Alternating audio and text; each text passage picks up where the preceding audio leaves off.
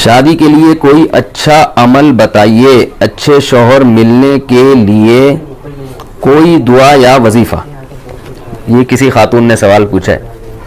دیکھو میری عادت ہے میں صحیح جواب دیتا ہوں ٹھیک ہے نا, میری عادت ہے کہ میں کوشش کرتا ہوں کہ سیاسی جواب نہ دوں, جو بات صحیح ہے وہ کر دوں. تو یہ جو آج کل خواتین کی شادی نہیں ہو رہی, اس کا حل یہ نہیں ہے کہ خواتین وظیفے پڑھنا شروع کر دیں. میں ایک دفعہ مسجد میں تھا, وہاں تو ایک خاتون نے وقت لیا کہ ملنا چاہتی ہوں, بہت بڑا مسئلہ ہے, اپنی بیٹی کو بھی لانا چاہتی ہوں, اس کے رشتے نہیں ہو رہا ہو, یہ بہت پریشان تھی. وہ میں ٹائم نہیں دیتا کسی کو, لیکن اتنا زیادہ بیچاری پریشان تھی تو وہ آ گئی. وہ جب گھر میں آئی ہیں تو میں نے بٹھایا ان کو, میں نے کہا جی فرمائیے. تو انہوں نے کہا میری یہ بیٹی ہے, اس کی عمر ہو گئی 30 سال اور رشتے نہیں ہو رہے, بہت پریشان ہوں, کسی نے جادو کر دیا, کسی نے یہ کر دیا, کسی نے وہ کر دیا. میں نے کہا کہ آپ کی لڑکی کی یعنی ایجوکیشن کیا؟ انہوں نے بتایا ایم اے کیا ہوا اس نے. تو میں نے اس خاتون لڑکی سے, پردے میں تھی وہ, کہیں ایسا نہ ہو میرے خلاف ایک کلپ ابھی چلا دیں کہ وہ پردے میں تھی دونوں, اور نہیں بھی ہوتی تو یہ ان کی ہیڈیک ہے. اگر پردے میں نہیں آتی تو وہ ان کے خلاف کلپ چلانا چاہیے تھا, مولوی صاحب کے خلاف کلپ کی پھر بھی کوئی سمجھ آ رہی ہے نا بات. تو یہ بعض دفعہ ایسا ہوتا ہے بے پردہ خاتون کوئی مولوی صاحب کے سامنے آگے بیٹھ گئی, اب فوراً لوگ نے کیا کر دیا, کلپ بنا کے یوٹیوب پہ ڈال دیا, وہ بیٹھے. بھائی اس کے خلاف کلپ بنا کے ڈالو کہ وہ کسی مرد کے سامنے بے پردہ ہو کے کیوں بیٹھی ہے, ٹھیک ہے نا. مرد کو پردہ کرنے کا حکم نہیں ہے, پردہ عورت کا حکم ہے. تو وہ میں نے ان سے, ان کی جو بچی تھی نا, میں نے ان سے کہا آپ نے ایم اے کیا ہوا ماشاءاللہ, آپ پڑھی لکھی ہیں. تو میں نے ان کو ایک مثال دی, میں نے کہا مجھے ایک بات بتائیں کہ ایک آدمی میرے پاس آتا ہے اور مجھ سے کہتا ہے یہ دروازہ بند کر دینا, یہیں سے میری اسپیکر میں آواز ریپیٹ ہو کے آ رہی ہے تو وہ تھوڑی سی کنفیوز ہو رہا ہوں. تو میں نے ان سے کہا کہ بھائی دیکھیں کہ میرے پاس 50 روٹیاں ہیں اور بندے ہیں 75 یا 100 آدمی ہیں. مجھے کہا جا رہا ہے, بلکہ 100 خواتین ہیں, یوں فرض کر لیں, مجھے کہا جا رہا ہے کہ یہ 50 روٹیاں 100 خواتین میں تقسیم کریں, اور اس طرح تقسیم ہو کہ ہر خاتون کے حصے میں ایک ایک روٹی آئے. بات آ رہی ہے سمجھ میں؟ ہر خاتون کے حصے میں ایک ایک روٹی آئے, کیونکہ ایک روٹی سے کم میں پیٹ نہیں بھرے گا. تو میں کر سکتا ہوں, میں یا تو, اب میرے پاس 2 آپشن ہے, یا تو میں 50 روٹیاں 50 خواتین کو دے دوں اور باقی 50 کو کہوں آپ بھوکے رہو, یا یہ ہے کہ وہ آدھی آدھی توڑ کے. کیا خیال ہے بھائی؟ ایک روٹی میں 2 خواتین, بول لینا کوئی گورنمنٹ کی طرف سے پابندی نہیں ہے, ایک روٹی میں 2 خواتین شریک ہو جائیں.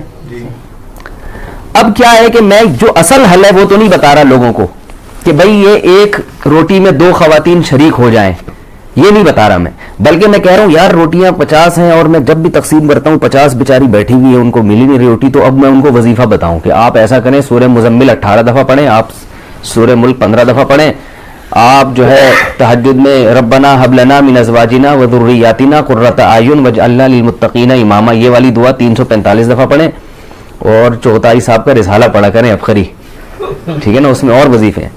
تو یہ کوئی کامن سینس کی بات ہوگی؟ بھائی ہے ہی نہیں. جب ہے ہی نہیں تو کہاں سے وہ ڈیوائڈ ہو جائے گا؟ حل یہی ہے کہ اس ایک روٹی میں 2 خواتین بولیں بھائی شریک ہو جائے. تو مسئلہ یہ ہے کہ مرد جو ہے نا, مرد ان نالائقوں نے نکاح کرنا چھوڑ دیے ہیں, دیر سے نکاح کرتے ہیں, عیاشی مردوں میں بڑھ رہی ہے. جو نکاح کرنے والے مرد ہیں وہ معاشرے میں تھوڑے ہیں. سمجھ میں آ رہی ہے بات؟ ورنہ زنا اتنا پھیل گیا ہے, دوستیوں کا ماحول اتنا زیادہ ہو گیا ہے کہ انہوں نے نکاح کرنا مردوں نے, آپ جائیں نا, میں تو جانتا ہوں 40 50 سال عمرے ہو گئی نکاح نہیں کرتے. اور جو نکاح کے لائق ہیں وہ بھی سارے, یعنی جو نکاح کرنا چاہتے ہیں وہ بھی سارے نکاح کے لائق نہیں ہیں, بے روزگار ہیں, کوئی سٹا لگا رہا ہے, کوئی گٹکے کھا رہا ہے, کوئی جو ہے نا صحیح طبیعت کا آدمی نہیں ہے. جبکہ خواتین میں برائیوں کا ریشو کم ہے. چرسی ہیروئنچی عورتوں میں ہوتے ہیں مردوں میں ہوتے ہیں؟ کیا خیال ہے؟ بے روزگاری یہ عورت کے حق میں عیب نہیں ہے, مرد کے حق میں عیب ہے بے روزگار ہونا. عورت کا تو کوئی عیب نہیں ہے, تو جو بے روزگار آدمی ہے وہ بھی نکاح کے قابل نہیں ہوتا. تو تھوڑے لوگ ہیں جو نکاح کے قابل ہیں, اس لیے خواتین کے لیے رشتوں میں مشکلات پیش آ رہی ہیں. تو اس کا اصل حل وہی ہے جو بڑا کڑوا لگتا ہے لوگوں کو, کہ بھئی ایک اچھے مرد پہ ایک عورت قبضہ نہ کرے, بلکہ وہ کوئی دوسری عورت, ایک مرد جو ہے ایک سے زیادہ عورتوں کو اپنے نکاح میں لے لے, جو ذمہ دار اور سمجھدار مرد ہیں, پھر وہ برابری بھی کرے, حقوق بھی کرے. بہت سے لوگ کہتے ہیں مرد ذمہ دار نہیں ہے, تو بھائی کیا سارے غیر ذمہ دار ہیں؟ کچھ تو ہوں گے نا جو ذمہ دار ہوں گے. تو یہ جیسے لڑکی والے پہلی شادی کے لیے لڑکے کو پرکھتے ہیں کہ یہ ذمہ دار ہے یا نہیں ہے, تو ایسے ہی دوسری شادی کے لیے بھی وہ پرکھ سکتے ہیں کہ یہ ذمہ داری نبھائے گا یا نہیں نبھائے گا. اور جیسے پہلی شادی میں سلیکشن میں غلطی ہو سکتی ہے, ایسے ہی دوسری میں بھی غلطی ہو سکتی ہے, لیکن اس غلطی کے ڈر سے یہ نہیں کیا جاتا کہ نکاح ہی ختم کر دیا جائے. بعض دفعہ ایسے ہوتا ہے کہ نکاح کا پیغام آیا, آپ نے خوب اچھی طرح چھان پھٹک کے دیکھا بھائی یہ بڑا ذمہ دار ہے, لیکن بعد میں کیا نکلتا ہے وہ نالائق. تو اب یہ تھوڑی کہا جاتا ہے کہ یہ نکاح کرنا ہی نہیں چاہیے, بھائی اتفاق سے غلطی ہو گئی تو اب دوبارہ تلاش کرنے کی کوشش کرتے ہیں. ایسے ہی یہ بھی ہوتا ہے کہ بعض دفعہ ایسا ہوتا ہے کہ دوسری کے لیے کسی مرد نے نکاح کا پیغام بھیجا, آپ سمجھے کہ ذمہ دار ہے, لیکن بعد میں کیا نکلا غیر ذمہ دار. تو اب اس کا یہ مطلب نہیں ہے کہ سبھی پہ فتویٰ لگا دیا جائے. تو اصل حل شریعت نے اور اسلام نے یہ بتایا ہے جو میں عرض کر رہا ہوں. تو جب تک اس کو معاشرے میں فروغ نہیں دیں گے, خواتین کے مشکلات حل نہیں ہوں گی. آپ عربوں میں جا کے دیکھ لو, پہلے تو عربوں میں یہ تصور نہیں تھا سعودی عرب میں کہ کوئی خاتون کی عمر زیادہ ہو جائے یا وہ بیوہ ہو دوبارہ شادی نہ ہو. اب سعودی عرب میں اتنے مسائل کھڑے ہو گئے, لڑکیوں کی عمریں نکلتی چلی جا رہی ہیں. عربوں میں ایسا ہو گیا ہے, حالانکہ یہاں تو جہیز کا رواج بھی نہیں ہے. تو یہ پوری دنیا میں ایک المیہ بن چکا ہے, اس لیے کہ مردوں میں عیاشی بڑھ رہی ہے, زنا پھیل رہا ہے, لڑکیوں سے دوستیوں کا رواج بڑھ رہا ہے, طلاقوں کا ریشو بڑھتا چلا جا رہا ہے. تو ذمہ دار آدمی مارکیٹ میں کم نہیں ہے, شارٹ ہے. مارکیٹ میں کیا ہو رہے ہیں, شارٹ بھی ہے اور مہنگے ہوتے جا رہے ہیں. جو چیز مارکیٹ میں شارٹ ہوتی ہے وہ کیا ہوتی ہے, مہنگی. تو مہنگے ہوتے جا رہے ہیں. تو جب مہنگے ہوتے جا رہے ہیں تو ان کے نخرے بڑھے. کوئی اچھا لڑکا آپ کے خاندان میں ہو تو وہ جب لڑکی نکاح کا لڑکی کے ابا اس سے بات کریں تو وہ اتنی پنچایتیں کرتا ہے نا, مجھے لڑکی ایسی چاہیے, اگر وہ قوم بھی وہی ہو اور شکل و صورت بھی ایسی ہو, بہت زیادہ وہ ذرا سا کھاتا پیتا لڑکا ہو نا, اگر تعلیم اچھی ہے تو اس کے نخرے دیکھیں آپ, پھر وہ کرتا ہی نہیں. تھوڑی سی بھی ٹیڑھی میڑھی لڑکی ہوگی, تھوڑا سا رنگ دبا ہوا ہوگا, ذرا سا وزن زیادہ بڑھا ہوا ہے, ایک اسٹینڈرڈ بنایا ہوا ہے بھی اتنے کلو وزن ہونا چاہیے. یہ لڑکوں کی بات کر رہا ہوں. اور لڑکیاں اوٹ پٹانگ مردوں سے شادیاں کر رہی ہیں. میں نے سینکڑوں نکاح پڑھائے ہیں, آپ یہ نہ سمجھے کہ میں ہوائی باتیں کر رہا ہوں. سینکڑوں نکاح پڑھائے ہیں. بڑی اچھی اچھی خاندان کی لڑکیاں, جب نکاح پڑھاتا ہوں تو دولہا دیکھ کے میں ڈر جاتا ہوں کہ یار اس کے اتنے اچھے خاندان کی لڑکی کا نکاح اس مکھنچو سے ہو رہا ہے. وہ شکل سے لگ رہا ہوتا ہے لڑکا کہ یار یہ, لیکن لڑکی والے کیا ہوتے ہیں, مجبور ہوتے ہیں. کم عمر لڑکیوں کی شادیاں بڑی بڑی عمر کے لڑکوں سے ہو رہی ہیں. پڑھی لکھی لڑکیوں کی شادیاں بالکل جاہل لڑکوں سے ہو رہی ہیں. ڈاکٹر لڑکی کا نکاح میں نے پڑھا ہے میٹرک پاس سے, کیونکہ لڑکی والے مجبور تھے, یار لڑکی کی عمر نکلی جا رہی ہے, کیا کریں, رشتہ ہی نہیں مل رہا, رشتہ ہی وظیفے پڑھ لیے. تو پھر ایک رشتہ آیا میٹرک والے کا, تو مجھ سے مشورہ نہیں لگے. میں نے کہا بھائی گھر بٹھا لو, مگر کوئی جوڑ نہیں بنتا ہے.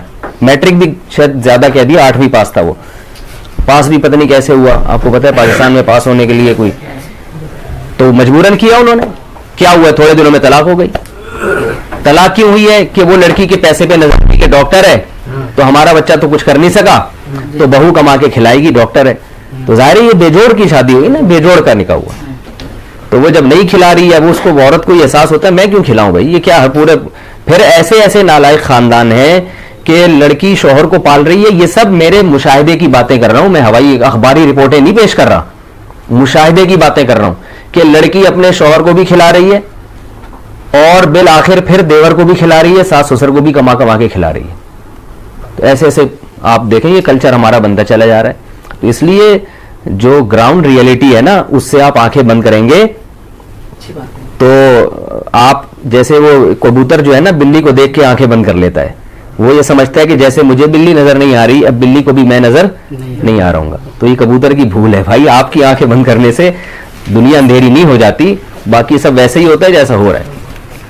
پھر بھی بہرحال دعا کرنا چاہیں کوئی رشتے کے لیے تو ربنا ہب لنا من ازواجنا وذریاتنا قرۃ اعین واجعلنا للمتقین اماما. یہ دعا تینوں مقاصد کے لیے استعمال ہو سکتی ہے. کوئی لڑکا اس کی شادی نہیں ہو رہی, وہ بھی یہ دعا پڑھ سکتا ہے.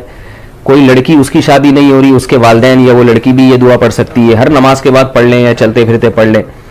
اور جس کی ہو گئی, جس بندے کی ہو گئی مگر اس کو احساس ہوا کہ نہیں ہونی چاہیے تھی, ٹھیک ہے نا, ایسی بیوی ملی بد اخلاق, تو وہ بھی یہ پڑھ سکتا ہے کہ اللہ میری آنکھوں کی ٹھنڈک بنا دے اس کو.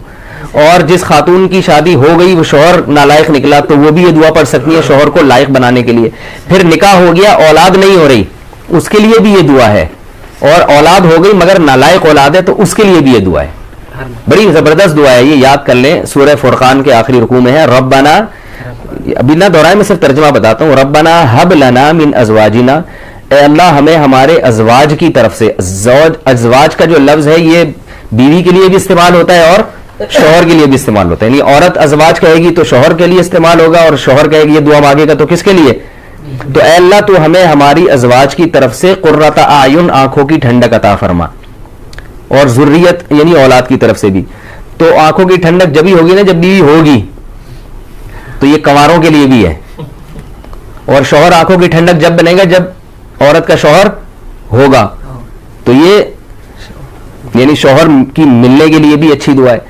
اور پھر شوہر نالائق ہے تو اس کو آنکھوں کی ٹھنڈک اللہ بنا دے, اس کے لیے بھی ہے. پھر اس میں ذریات نیک یعنی اولاد کے لیے بھی ہے کہ اولاد کو بھی آنکھوں کی ٹھنڈک بنا. تو اولاد ہوگی تو آنکھوں کی ٹھنڈک بنے گی نا, تو اولاد ہونے کی بھی دعا ہے. اور اولاد اگر بگڑی ہوئی ہے جو آنکھوں کی ٹھنڈک نہیں ہے, آنکھوں میں اسے دیکھ کے مرچیں لگنا شروع ہو جاتی ہیں, ٹھیک ہے نا, ایسا نالائق اولاد ہے, تو اس کے لیے بھی ہے یہ دعا. تو اس لیے یہ سورہ فرقان کی دعا ہے, آخری رکوع میں ہے, ربنا ہب لنا من ازواجنا وذریاتنا قرۃ اعین واجعلنا للمتقین اماما. اور اس میں کیا ہے, اے اللہ ہمیں متقین کا امام بنا دے. اس کا کیا مطلب, ہمارے ماتحت جتنے ہوں سب نیک پرہیزگار ہوں, کیونکہ ہر ایک کے ماتحت کوئی نہ کوئی ہوتا ہے. تو ماں باپ کے ماتحت کیا ہوتی ہے, اولاد ہوتی ہے. تو اللہ ہمیں پرہیزگاروں کا امام بنا, یعنی ہماری اولاد کو کیا بنا دے, نیک بنا دے. شوہر کہہ رہے میری زوجہ کو کیا بنا دے, نیک بنا دے. تو یہ ساری اس بڑی جامع دعا ہے, اس لیے اس دعا کو مانگنا چاہیے.